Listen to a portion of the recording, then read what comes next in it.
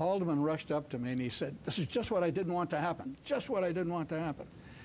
He said, "I've got to go." He said, I got a flight out of Dulles at the 5:50 United or something that everyone took when they were going to the West Coast, nonstop to Los Angeles from Dulles. Anyway, he had a driver waiting because his wife, Jo, had called him. He said, "I got to introduce you to the president right now. Come on, right now." He's all out of breath. And so I run, and I wanted to go in and comb my hair and lick my lips and something. He said, "No, no, come on." So he drags me in there. And that was a funny story.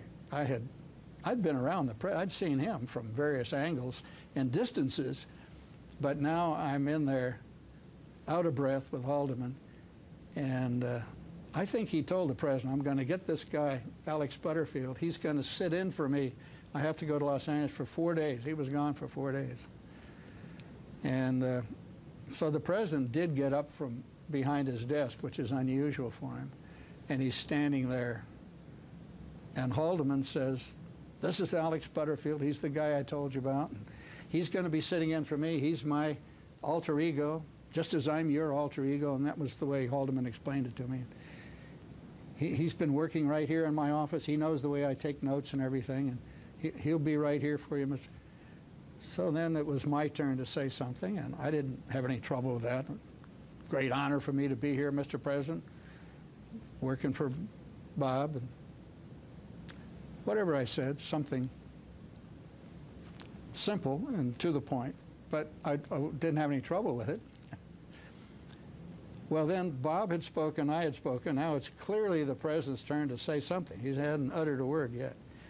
But this I learned very quick. Well, I learned it that day, that you can't, if the president has a plan and he knows beforehand who he's going to see and what the subject matter is, he'll handle it superbly. I mean, Nixon can do that. Nixon's good at that. If he knows essentially what he's going to say, he can take speechwriters' notes and process them very quickly. He's got great retentive powers. I noticed that early on with Nixon. He could take the speechwriter's comments and pull out just what he wants and put it away in a matter of minutes and give a very good talk, drawing from that.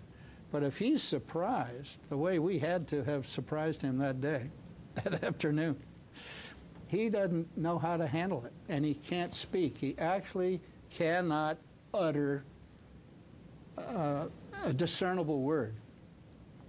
So he does these gestures.